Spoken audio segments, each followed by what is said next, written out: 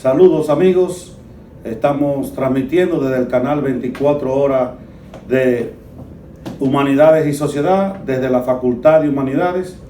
Hoy vamos a estar hablando de un tema bastante interesante que tiene que ver con la nacionalidad dominicana y una serie de situaciones que se van dando desde el punto de vista histórico, social y económico. Para poder compartir esta gran conversación, contamos aquí con el historiador, el profesor Juan de la Cruz. Juan, ¿cómo está todo? Hermano William, siempre las órdenes, bien, tratando de aquí de compartir contigo algunas ideas. Gracias, Juan. El profesor Juan de la Cruz es, como lo indica, es un catedrático de la Facultad de Humanidades, específicamente de la Escuela de Historia, especialista en historia dominicana, historia latinoamericana e historia universal. Y sobre todo es un historiador que ha dedicado gran parte de su tiempo al estudio de los momentos neurálgicos de la historia dominicana, dígase la independencia, la restauración, los patricios, la anexión. Es un historiador sistemático y muy puntual, además de que es un lector acérrimo. Juan, como estamos en el mes de marzo, pasó enero, natalicio de Duarte, febrero, la independencia, y ahora en marzo, que también estaríamos trabajando, diríamos, conmemorando 19 y 30 de marzo, las tantas batallas que se han suscitado. Y el 9 de marzo, y el natalicio de Sánchez. El natalicio de Sánchez. Entonces, comencemos por una primera pregunta, Juan. ¿Cuál fue el contexto histórico de la fundación de nuestra República Dominicana? Lo primero que debemos tomar en cuenta son los antecedentes, ¿no? De que hubo un primer intento de independencia encabezado por el licenciado José Núñez de Cáceres, que a la sazón fue rector de nuestra Universidad de Santo Domingo a partir del año 1815, y estuvo involucrado de una manera activa en lo que fue todo el proceso de la colonia de Santo Domingo bajo el dominio español, cuando fue restaurado el dominio español a partir del año 1809 con Juan Sánchez Ramírez. José Núñez de Cáceres estuvo desde ese momento en todo el proceso, digamos, vinculado a los distintos gobernadores que tuvo la colonia, incluyendo al propio Juan Sánchez Ramírez. Y es importante entonces, partir de ese proyecto independentista que enarboló José Núñez de Cáceres, a partir del 1 de diciembre del año 1821, un intento muy importante, porque se puede decir que después de los esfuerzos que habían hecho Miguel Hidalgo en México, Morelos, que continuó la idea de Hidalgo en México, y luego del proyecto de Simón Bolívar, era urgente que también nuestro país se encaminara en esa misma dirección, y José Núñez de Cáceres prácticamente hace, digamos, lo propio y define toda una serie de ideas clave para romper con cerca de 300 años de dominación española, y en un documento que es sin duda alguna histórico, como llamado Declaratoria de Independencia del Pueblo Dominicano. En ese documento él habla de las razones que motivaron a la ruptura con España, porque España prácticamente se había descuidado de la colonia de Santo Domingo, y además era necesario, según él, la definición de un nuevo modelo socioeconómico y jurídico en esta parte de la isla. Todas esas situaciones motivan a José Núñez de Cáceres a definir la necesidad de un proyecto independiente. Incluso posteriormente Pedro Enrique Ureña, con bastante acierto, dice que no se puede eludir ese primer esfuerzo independentista, que hay que verlo como el primer esfuerzo real que se inscribe en lo que era toda la tendencia de América Latina y de Hispanoamérica en particular, de romper con lo que había sido la potencia colonizadora por excelencia de la mayor parte de los países de Hispanoamérica, que era España. Y sin embargo, al igual que lo concibo yo, ese fue el antecedente ya de un proyecto con mayor definición que encabezaría Juan Pablo Duarte a partir de la fundación de la Sociedad Secreta Trinitaria el 16 de julio del año 1838. Duarte, junto a 8 jóvenes más, se decide a integrar esta sociedad con el propósito claro de no solo separar, como algunos han querido establecer, el propio juramento que Duarte y los demás miembros de la Trinitaria suscriben, con sangre incluso, como una forma de jurar de manera definitiva con el proyecto independentista, en favor del proyecto independentista, indica claramente que era fundar una República Dominicana libre, independiente y soberana de toda dominación extranjera. Evidentemente, hubo algunas de las personas que se integraron al proyecto posteriormente que su idea era separarse de Haití. Es el caso de Bobadilla, es el caso de Pedro Santana, es el caso de otros que habían incluso sido diputados, como Buenaventura Báez, había sido diputado representando al país en la Asamblea Haitiana, es el caso de Manuel María Valencia y de otros que habían sido representantes nuestros en la Asamblea Haitiana, pero la mayor parte de los trinitarios sí tenían la idea de independencia nacional y de la configuración de una patria libre y soberana. Es en ese contexto que cuando Duarte le plantea a José María Serra, con quien él inició el proyecto de propaganda en contra de las acciones del presidente Boyer, le plantea claramente, incluso refiriéndose al pueblo haitiano, dice: yo admiro al pueblo haitiano cuando lo veo luchar, salir de su condición de esclavo y convertirse en un pueblo libre, soberano, y configurar una república propia. Dice, pero del mismo modo que los haitianos tienen derecho a fundar su república, así los dominicanos tenemos derecho a fundar la nuestra. Es decir, que en este caso vemos a un Juan Pablo Duarte, un individuo que reconoce lo que es el valor histórico de la lucha librada por el pueblo haitiano, pero también reconoce que los dominicanos teníamos derecho a fundar nuestra propia nacionalidad. Es decir, eso nos deja ver claro que su idea era claramente de independencia, no de separación. Separarse es simplemente decir tú de aquel lado y yo de este. Independencia significa, frente a cualquier nación del mundo que quisiese dominarnos, tener una actitud firme, una actitud, digamos, de reciprocidad en términos políticos, diplomáticos y demás, pero en términos de configuración como nación, tener nuestra propia identidad, definirnos como pueblo soberano, y esa fue la idea clara de Duarte y de los trinitarios a la hora de fundar este proyecto. Muy bien, Juan. Tú siempre tan certero y tan preciso en tus opiniones. Juan, ¿se podría establecer, tú que eres un gran conocedor de la figura de Duarte y de Núñez de Cáceres, alguna incidencia directa que Duarte haya tomado de Núñez de Cáceres prestado para hacerlo realidad con la Trinitaria y la fundación de la República Dominicana? Mira, sin duda alguna que Juan Pablo Duarte era un conocedor de la historia de su país. Primero, no es casual que le haya puesto el nombre de República Dominicana a esta parte de la isla. Una, porque conoció la lucha librada por los dominicos en favor de los indígenas, en favor de los derechos humanos de los indígenas. Dos, porque al mismo tiempo él era un hombre con un elevado sentimiento cristiano y sabía lo que significaba Dominicus, o sea, la concepción de Dominicus, que significa, todo el mundo sabe, perro del Señor o servidor de Dios o algo por el estilo. Y justamente ese es el nombre que le otorga a nuestra República Dominicana, él que era un hombre creyente en Dios, pero un cristianismo comprometido, no un cristianismo servir a los poderosos, sino un cristianismo a favor de los más débiles. Por eso concibió la República Dominicana como una república al servicio de Dios, o una república donde personas, por ejemplo, que la conformaban eran amantes de Dios, servidores de Dios.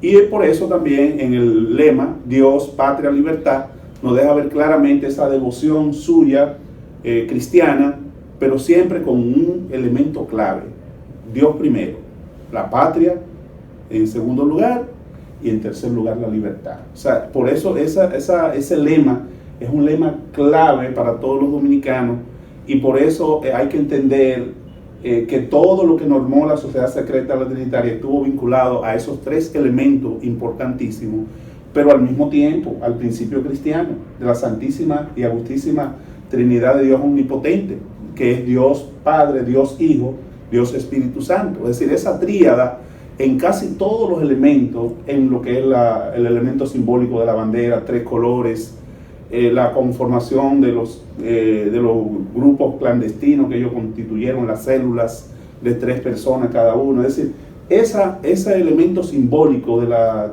Santísima Trinidad se expresa en casi todos los elementos de la conformación de esa sociedad secreta trinitaria. Por eso, para Juan Pablo Duarte, era clave ese principio cristiano. Y por eso, como te dije, conoció la historia anterior y sin duda alguna que conoció la idea de Núñez de Cáceres, esa declaratoria de independencia, decía declaratoria de independencia del pueblo dominicano. No es Duarte el primero que usa la palabra dominicano. Y él bebió de fuentes anteriores. Ya desde el siglo XVIII hubo manifiestos donde hablaban de República Dominicana. Y hubo, por ejemplo, Joseph Peguero, que fue el primer historiador ya criollo nuestro, es el primero que habla del concepto de pueblo dominicano. Y Duarte era un conocedor de toda esa producción previa a él. Y la idea de Núñez de Cáceres, sin duda alguna, a él le motiva, sabiendo ya que tenía un antecedente importante. Que uno dice, bueno, no hay documento donde él refiere a Núñez de Cáceres, no obstante, uno sabe que probablemente no tuvo la oportunidad de escribir sobre eso, pero sí conoció esa declaratoria de independencia del pueblo dominicano elaborada por Núñez de Cáceres. Muy bien, Juan. Cuando se está germinando el proceso de la separación o de la independencia, como usted muy bien acaba de explicar, había diferentes grupos, unos que eran pro-franceses, pro-ingleses, pro-españoles y hasta pro-Haití. ¿Podría decirnos un poquito de esas 4 visiones y cómo se impone la de la independencia en sí? Mira, la concepción pro-francesa, sin duda alguna, la encabezaba Buenaventura Báez. Por un lado, era el principal líder de esa facción.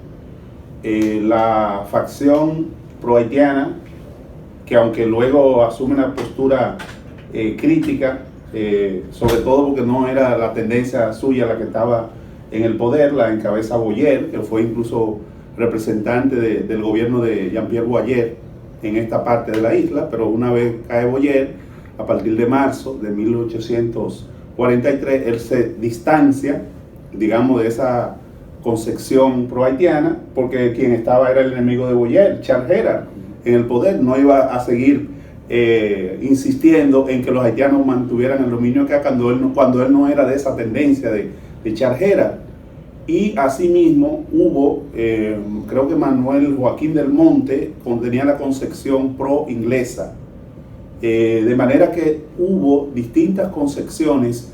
Y el padre Gaspar Hernández, una concepción pro-hispánica de que España volviera a dominar nuestra nación, que colaboró bastante con Duarte y los trinitarios en la parte formativa, pero Duarte era un hombre abierto a distintas concepciones y puntos de vista, pero tenía la suya bien firme.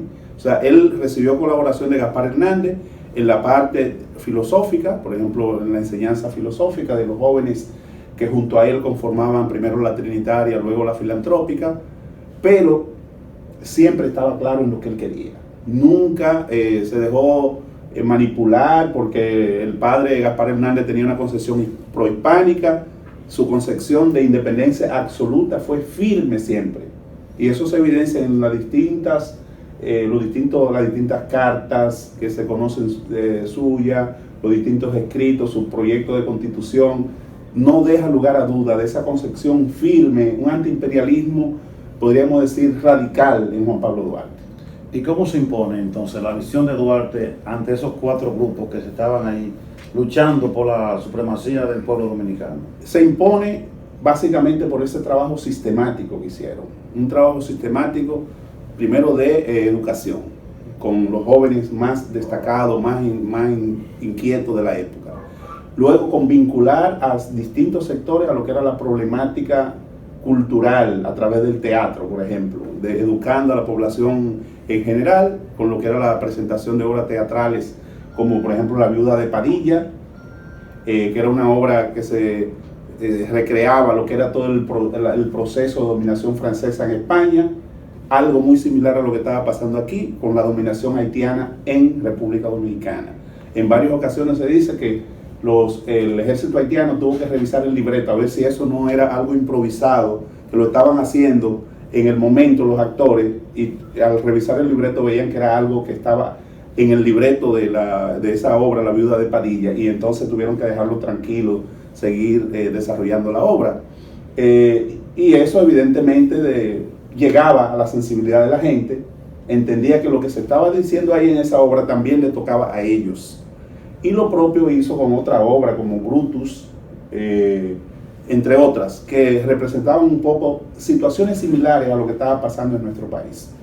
Pero del mismo modo podemos decir que desarrollaron una labor sistemática de propaganda en distintos pueblos, designaron responsables por área. Por ejemplo, cuando viene Charles Gerard hacia la ciudad de Santo Domingo, ¿dónde encuentra a Ramón Matías Mella? En Cotuí, que estaba desarrollando una labor de propaganda, de coordinación de acciones con los sacerdotes de Cotuí, de San Francisco, de La Vega, de Santiago. Estaba justamente en Cotuí en una reunión con Puyberac, que era en ese momento el sacerdote de Cotuí y que era un trinitario a carta cabal, como lo era el de San Francisco, de La Vega, de Santiago. O sea, la mayor parte de esos sacerdotes estaban totalmente alineados con las ideas trinitarias. Y eso significa, en una época como esa, donde nuestro pueblo era un pueblo totalmente cristiano, creyente, que si el cura de una comunidad estaba conforme a determinados ideales, influía en gran parte de la población, con sus ideas, con la propaganda que allí se hacía. Y en el caso de Duarte, fue designado para todo el este, y ahí es que él desarrolla la creación de juntas municipales en Vallaguana, en Monteplata, en Atomayor, El Ceibo, y es ahí en donde él vincula a los hermanos Santana, a Ramón y Pedro Santana, al proyecto independentista, que le plantea a Ramón que pase a asumir como coronel, porque él fue como delegado oficial del gobierno de la Junta Popular de Santo Domingo, y le dieron esa prerrogativa de algunas personas con condiciones para designarlo comandante en determinados lugares. Él lo pudiera designar porque él iba incluso con el rango de coronel, Duarte, y podía entonces investir como coronel a algunas personas en esos lugares. Ramón Santana le dijo que él no le gustaba la parte militar, pero que su hermano Pedro sí, y a partir de ahí entonces lo designa Pedro Santana coronel encargado del Ceibo. O sea que eso nos da a nosotros una idea de cómo ellos fueron desarrollando toda una labor en distintos lugares del país. En el sur, evidentemente, se designó a otros importantes trinitarios en esa labor de propagación de las ideas trinitarias. Por eso dice José Gabriel García en su texto, Compendio de Historia de Santo Domingo, que los trinitarios habían ganado en las elecciones locales todas las municipalidades, y que habían ganado también los representantes ante la Asamblea Nacional Haitiana. Eso es lo que motiva al señor Charles Gerard, cuando se da cuenta de esa situación, a venir hacia acá. Dice, pero esta gente no van a quitar el poder. O sea, fueron aliados nuestros para derrocar a Jean-Pierre Boyer en marzo, pero ya ellos no se quedan ahí, ellos siguen desarrollando toda una labor para entonces romper con nosotros. Y eso es lo que motiva el señor Charles Gerard a perseguir. Primero hace prisionero, como le dije, a Mella en Cotuí, y a los sacerdotes lo envía hacia Puerto Príncipe, duran varios meses presos allá, y luego tiene que soltarlo porque no tuvo de otra. Y ahí es donde Mella se integra con Sánchez, con Vicente Celestino Duarte, con Manuel Jiménez y otros, a desarrollar todo el proyecto de conspiración de cara a lo que es el 27 de febrero. Muy bien, Juan. Antes de pasar directamente a los trinitarios, ¿el aspecto religioso tuvo alguna incidencia en la independencia dominicana a partir de, por ejemplo, cuando mandan a cerrar todas las iglesias, menos la catedral? ¿Eso no permitió de una u otra forma una coacción más fuerte de los sacerdotes? Sí, como te dije que casi todos los sacerdotes nuestros estaban alineados, eso también venía desde la cabeza. El arzobispo Valera y Jiménez estuvo desde el principio opuesto a la ocupación haitiana. Y eso significó también que hubo una rebelión importante varios años después en Lo Alcarrizo, organizado por un sacerdote, por un cura, con el apoyo del arzobispo Valera. Es decir, la iglesia estuvo detrás de toda esa conspiración en contra del gobierno haitiano, porque ellos fueron afectados directamente con lo que fue todo el proyecto de enajenación de los bienes de la iglesia. Y que luego Pedro Santana también continuaría con esa misma enajenación y tiene a la iglesia en contra también, Pedro Santana. El hermano de Tomás Bobadilla y Briones, José Bobadilla, tuvo incluso que exilarse en Puerto Rico, porque Santana prácticamente se la cogió con él, y aún siendo su hermano el primer ministro del gobierno suyo, y habiendo intercedido varias veces, fue renuente para devolverle los bienes que a la iglesia se le habían incautado durante el gobierno haitiano. Eso deja ver entonces que hubo desde el principio una actitud de contradicción entre los sectores de la iglesia y el gobierno haitiano, que continuó después con Santana, frente a Santana. Juan, siempre se ha dicho que Duarte ha sido un teórico.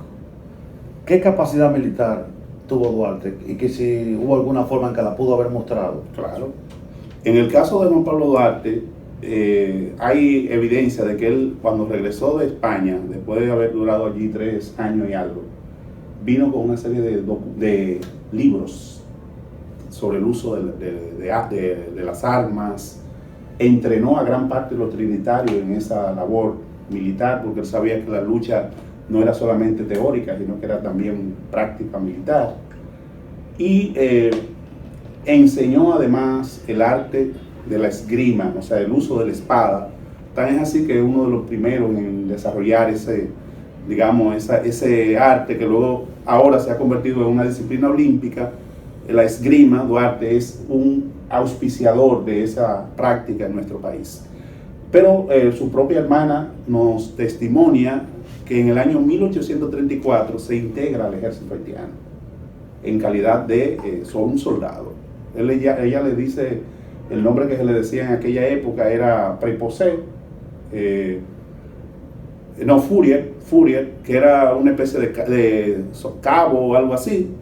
En esa calidad se integró Duarte en 1834 y va escalando, y ya en 1843, cuando se le da el golpe de estado a Jean-Pierre Boyer, él era capitán.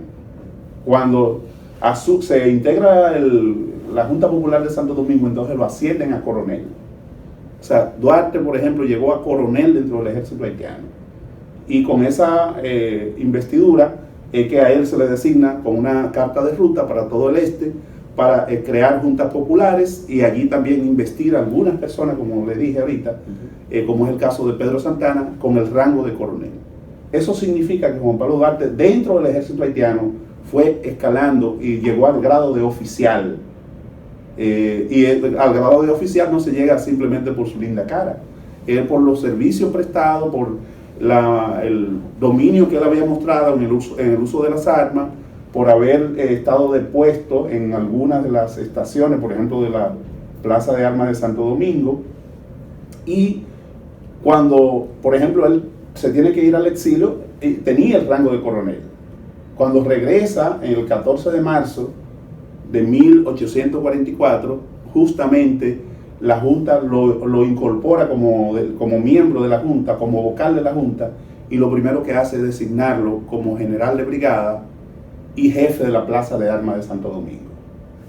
Con ese rango de general de brigada es que Juan Pablo Duarte dirige el ejército de la República, que ya incluso en los documentos que ya habían elaborado, que su hermana Rosa tiene copia, decía que iba a ser el general de los ejércitos, y en los hechos pasó a ser el general de brigada.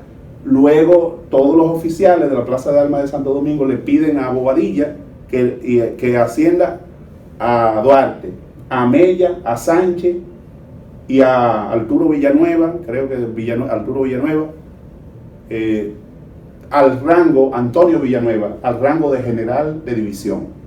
La Junta se opone, dice no, ya ellos han sido elevados al rango de general de brigada, a quien y se pidió que se elevara de coronel a general de brigada a Puello, a José Joaquín Puello, y a ese sí lo elevaron a general de brigada.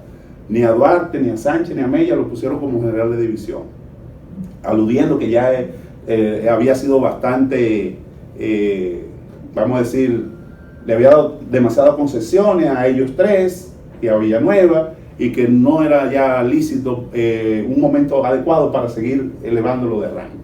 Eso genera contradicción, y la oficialidad de Santo Domingo entonces le da un golpe de estado a el señor Bobadilla, encabezado por Juan Pablo Duarte. No por eso, sino porque justamente entregaron en bandeja de plata la bahía y península de Samaná en una resolución que tomaron el 8 de junio de 1844, el plan de Bacher, en el que se le otorgaba a los franceses la bahía y península de Samaná a cambio de apoyo militar y armas para enfrentar a los haitianos.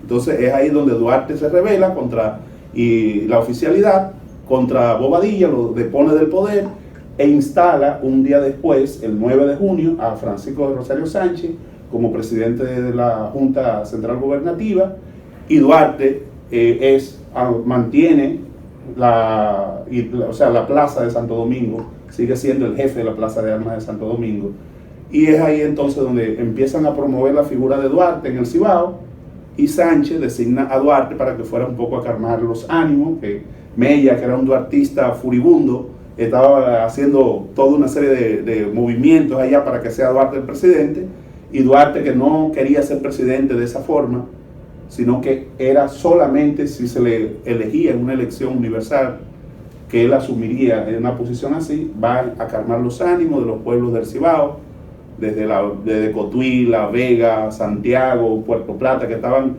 haciendo actos tumultuosos y masivos pidiendo que Duarte fuera el presidente de la República.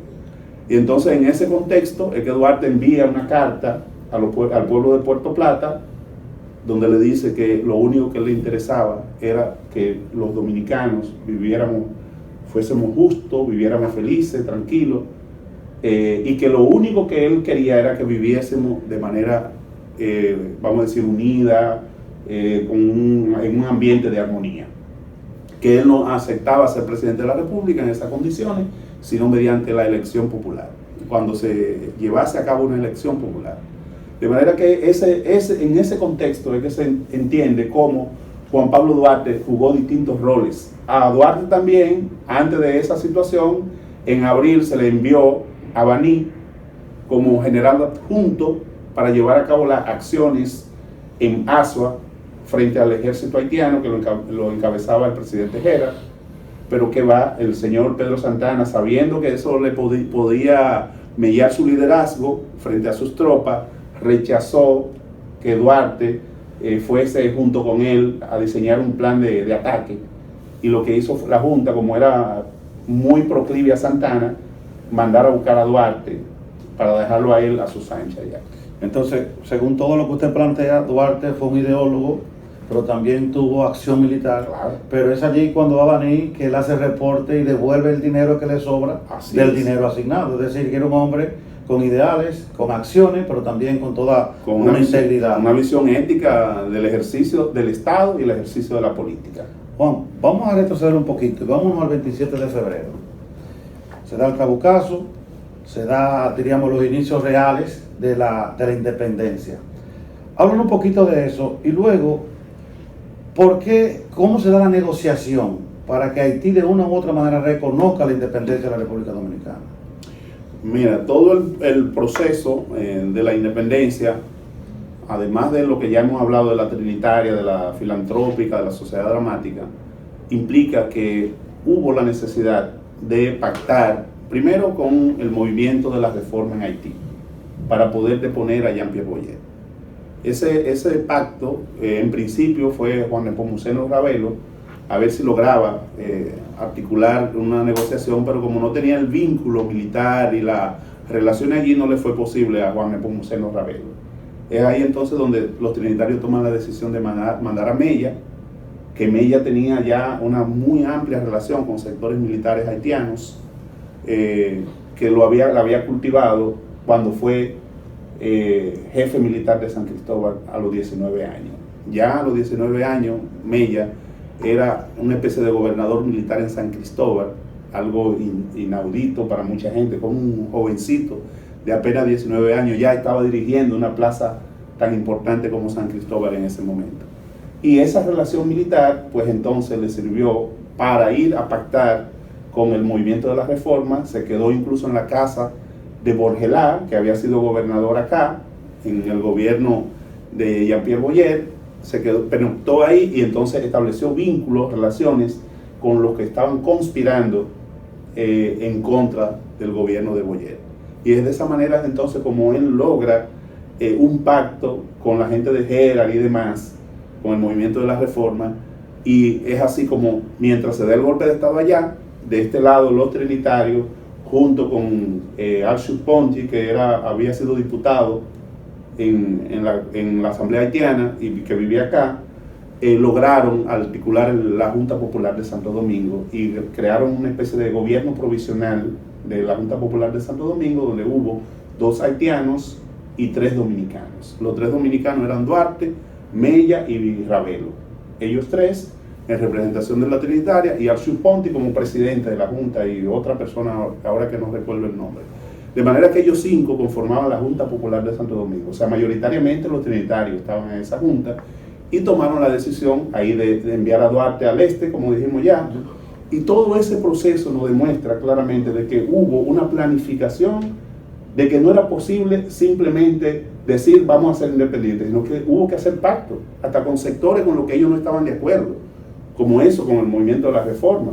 Después integraron, como ya dije, a los hermanos Santana, que eran el sector atero, latifundista de la parte este, pero luego integran ¿a quién? A Tomás Bobadilla y Briones, que había sido representante del gobierno de Jean-Pierre Boyer en la parte de Santo Domingo, pero al mismo tiempo toman la decisión de vincular a otros sectores no menos importantes y elaboran el manifiesto del 16 de enero de 1844, apenas menos de un mes y algo antes de la proclamación de la independencia. Eso demostraba ya claramente que distintos sectores habían sido integrados por los trinitarios para que hicieran causa común con estas ideas, a quienes muchos de esos sectores en principio lo llamaban muchachos, filorio, o sea, por la idea de que vivían en el aire teorizando, y en fin, lo descalificaron en principio, pero ya ahí vieron que era en serio las ideas de ellos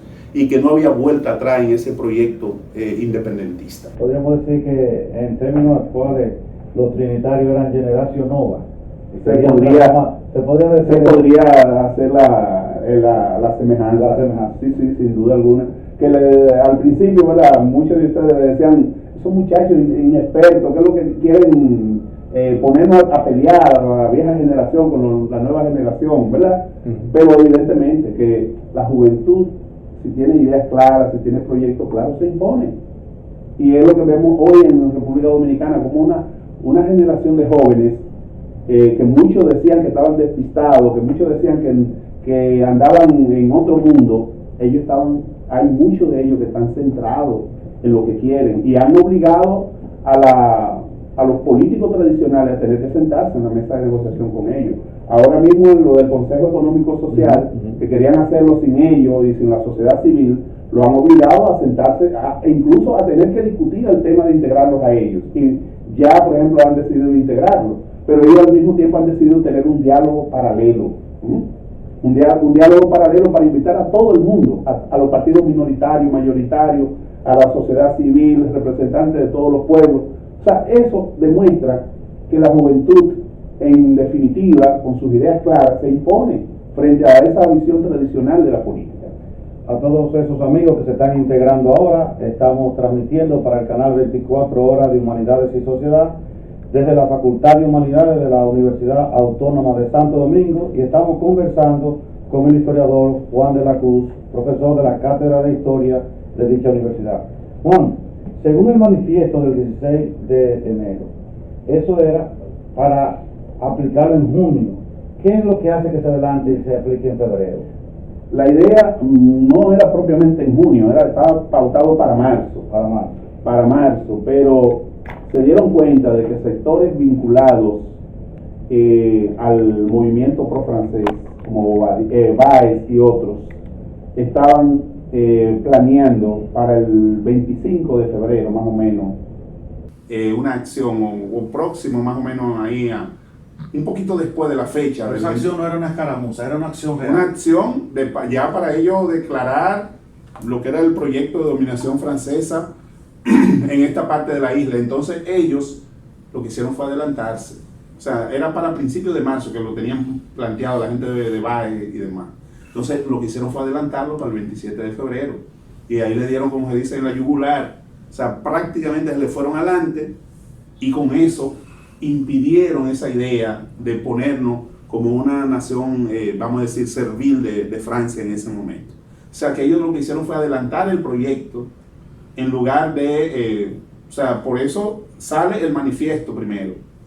Y a la reacción de ese grupo, de hacer la proclamación de la vamos a decir, de todo el proyecto pro-francés, entonces dicen, no, vamos a adelantar también la proclamación de la independencia, no la vamos a dejar para marzo, como la tenían planeado originalmente, sino adelantarla para febrero.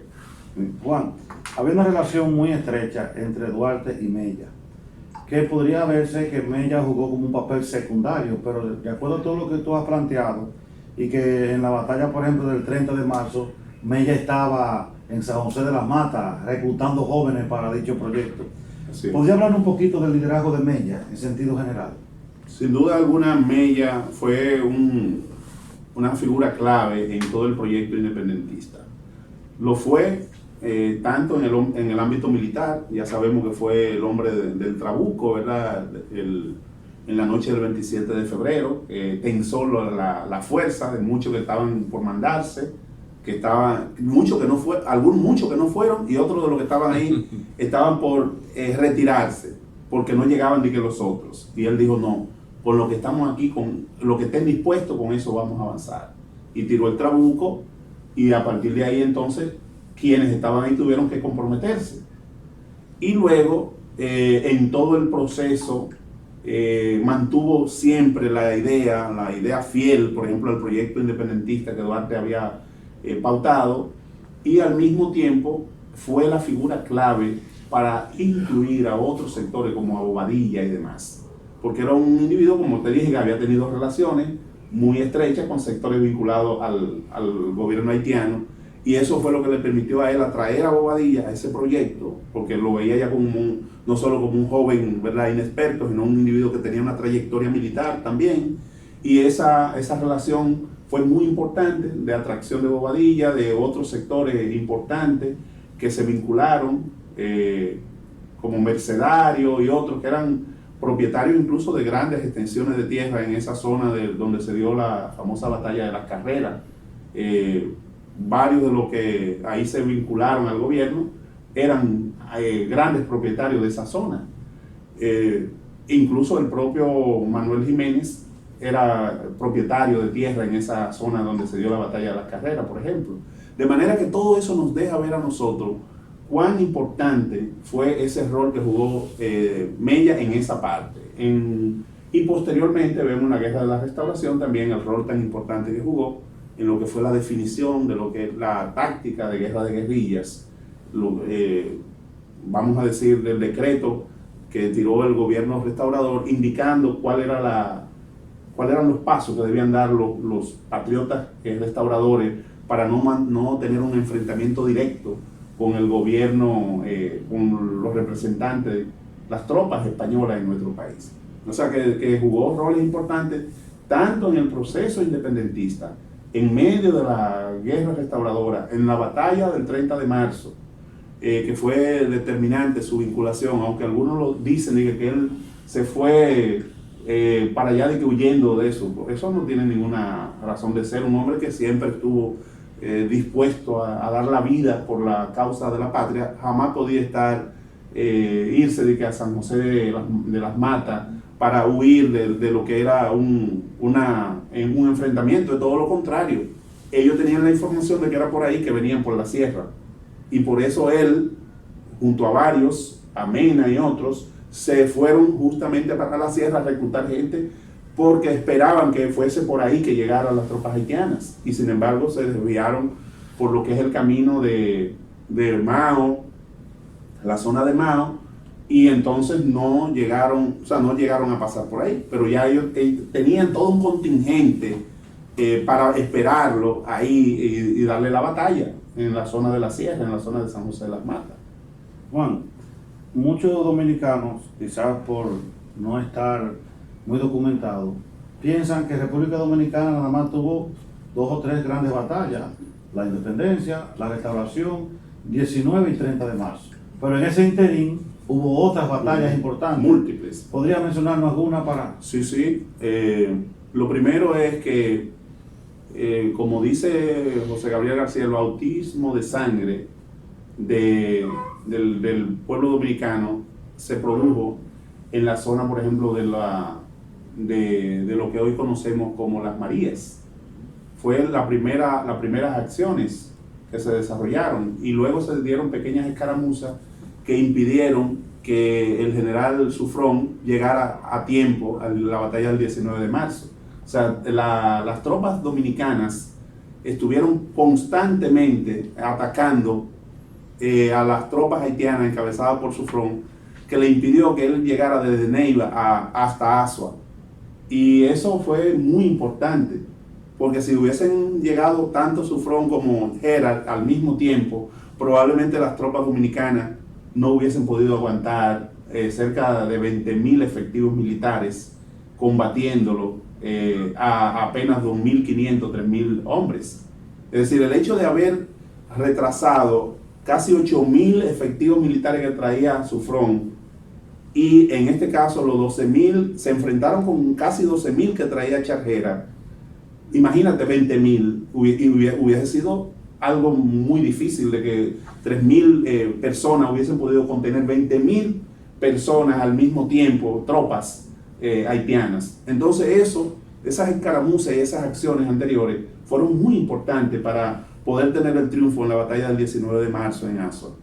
Pero junto con esa batalla hubo otras batallas que fueron importantísimas, como fue la batalla del Número, ya en épocas posteriores, como fue la batalla por ejemplo, de San Tomé, que se fue una de las últimas batallas en 1856, como fue la batalla de la Estrelleta en toda la parte sur, pero de igual manera en el norte, la batalla de Beler, la batalla de Jácuba, la batalla de Sabana Larga, en donde además de que en la del 30 de marzo participó Juana Sartitopa, una mujer luchadora, incansable.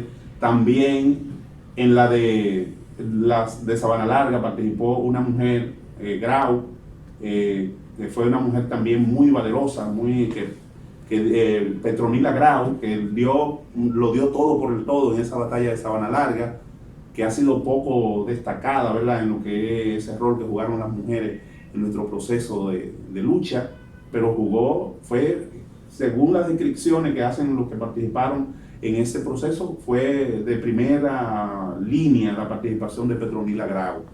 En definitiva, el pueblo dominicano en todo ese proceso se llenó de gloria. Hubo también algunas derrotas, sobre todo aquellas derrotas vinculadas, por ejemplo, la del 5 y 6 de abril de 1849, cuando hubo 8 generales queriendo dirigir la batalla, por ejemplo, ahí en Azua, en contra del general Faustino Soluc.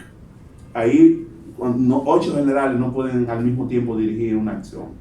Tiene que haber uno que sea la cabeza, y al no designar una cabeza y haber 8 generales en ese cuerpo de mando, eso hizo que prácticamente fueran derrotados, porque ahí cada quien quería ser voz de mando. Entonces esa batalla la perdimos, pero fue de las pocas batallas que perdimos frente al ejército haitiano. La mayoría de ellas fueron ganadas, y sobre todo con un rol importantísimo de un personaje llamado Antonio Duvergé. Antonio Duvergé, sin duda alguna, fue la figura más destacada en todo el suroeste del país, el que encabezó la mayoría de esas acciones victoriosas del pueblo dominicano. En el caso de Santana, él era el general en jefe, pero fue el que tomó incluso la decisión de retiro en la noche del 19 de marzo, después de haber triunfado avasalladoramente frente al ejército haitiano.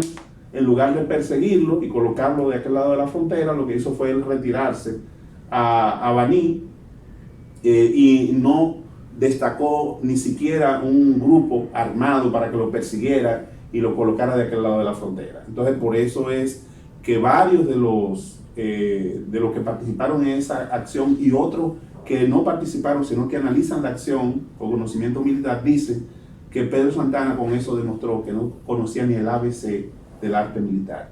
Porque un individuo que conoce el ABC del arte militar sabe que al enemigo usted no lo puede dejar por la libre, que usted tiene que perseguirlo. Cuando usted lo vence, tiene que seguir diezmándolo hasta lograr que pierda toda idea de volver a recomponerse para volver sobre sus pasos. Y él lo que hizo fue entonces que, como su front venía en camino, ahí se juntó con su front cuando iba de retirada. Como no hubo persecución, entonces se articuló el proyecto y vinieron de allá para acá y arrasaron con Azua. Y si no lo detiene en el número el señor Antonio Duverger, que logró recomponer su fuerza ahí, hubiesen llegado a Santo Domingo sin mayores inconvenientes. La historia fuera otra. La historia fuera otra. Juan, enero, febrero y marzo son 3 meses eminentemente de la patria. El natalicio de Duarte, la independencia, el natalicio de Sánchez, el 19 y el 30 de marzo.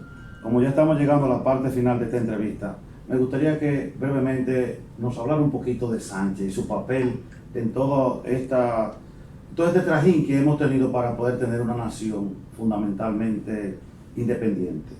Sí, sin duda alguna Sánchez fue una figura clave en la ausencia de Duarte. Fue quien asumió la conducción de todo el proyecto independentista, claro, junto al hermano de Duarte, Vicente Celestino Duarte, que era mucho mayor que ellos, o sea, porque Vicente Celestino le llevaba a Duarte alrededor de 11 años más o menos. O sea, era un individuo con mayor experiencia y demás. Se vinculó a los trinitarios posteriormente, no en el primer grupo, sino posteriormente.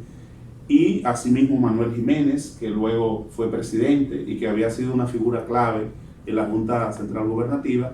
Ellos tres, igualmente Juan Evangelista Jiménez, que fue también otro personaje clave, Alejandro Acosta, que jugó un rol importante en la parte de la fundación de la Marina Dominicana. En fin, todos ellos encabezaron todo el proyecto en ausencia de Juan Pablo Duarte.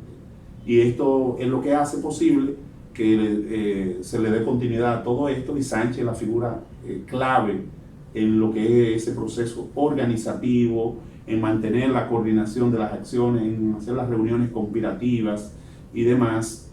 Y sin duda alguna que sin una figura como Sánchez, el proyecto hubiese tenido más dificultades para cuajar. No obstante, Juan Pablo Duarte había dejado un liderazgo colegiado. Eso es lo que explica de por qué en ausencia suya se mantuvo el proyecto independentista, que no centró el liderazgo en él, sino que hizo una especie de liderazgo colegiado, distribuía responsabilidades entre todos, y eso permitió que el movimiento se mantuviera aún en la persecución más difícil que ellos vivieron. Lograron mantener el proyecto independentista. Y Sánchez, si bien es cierto que cometió errores como todo ser humano, sobre todo haber colaborado con Santana, haber colaborado con Báez en distintos momentos, no obstante, murió defendiendo el espíritu de independencia que le había animado cuando fue parte de la Trinitaria, y por eso muere incluso defendiendo la idea de que nuestro país debía ser independiente de España. Cuando se produjo la anexión de nuestro país a España el 18 de marzo de 1861, él, que vivía en Saint Thomas, logra articularse con José María Cabral y con Fernando Taveras, y crean todo un movimiento que logra el apoyo del presidente haitiano Fabre Yefral en ese momento, uno de los presidentes más democráticos que ha tenido Haití, y un individuo que incluso en su gestión de gobierno había aportado enormemente a lo que es el desarrollo de la educación en Haití. de los pocos presidentes que se puede decir que jugó un rol importante tanto en el desarrollo de Haití como en una muy buena relación con República Dominicana. Fabre Yefral fue uno de ellos, y que incluso, además de darle apoyo a Sánchez en ese proceso, luego le dio apoyo a los restauradores también. De manera que se puede decir que Sánchez, al articular ese proyecto, se traslada a Haití, y por eso su famosa frase, entro por Haití porque no lo pudo hacer por otro lado. Si alguien quisiera mancillar mi nombre, quiero recordarle sin jactancia: yo soy la bandera nacional. O sea, es una muestra clara de que en él no le animaba ningún espíritu de traición, de traicionar al país con una alianza con Haití, sino que era la única vía que ellos tenían, haciendo una alianza con el presidente haitiano en ese momento, que también estaban temerosos de que España quisiese posesionarse de la isla completa y de que quisiese convertirlo en esclavo, como eran esclavos los cubanos y los puertorriqueños en ese momento, los negros cubanos y los negros puertorriqueños, que a ellos también se les intentase de nuevo poner en condición de esclavo. Temían eso, y por eso el presidente haitiano colaboró con ese proyecto de Sánchez, Cabral y Fernando Taveras. Sánchez, como sabemos, fue traicionado por Santiago de Olio, que es un general que se le unió a última hora cuando él pasó la frontera, y entonces este mismo le dio un tiro y lo entregó a las tropas de Santa Anna. De manera que eso es lo que explica de cómo a Sánchez entonces lo llevan herido a San Juan de la Maguana, toman prisionero a 21 de sus compañeros, o a 22 de sus compañeros, y lo fusilan a él y a sus 22 compañeros, de manera, un juicio sumario y un fusilamiento aparatoso de todos. Sánchez dijo: fusílenme a mí, que yo soy el responsable de toda esta acción, exoneren a los otros. Pero que va, no hubo perdón para nadie. Ahí fue un fusilamiento masivo. Aún los propios españoles que eran contra que se estaban luchando pidieron clemencia para todos ellos, y no hubo clemencia. Esa fue tierra arrasada con los 22 compañeros de Sánchez y con el propio Sánchez. Juan, eso ocurrió un 4 de julio de 1861.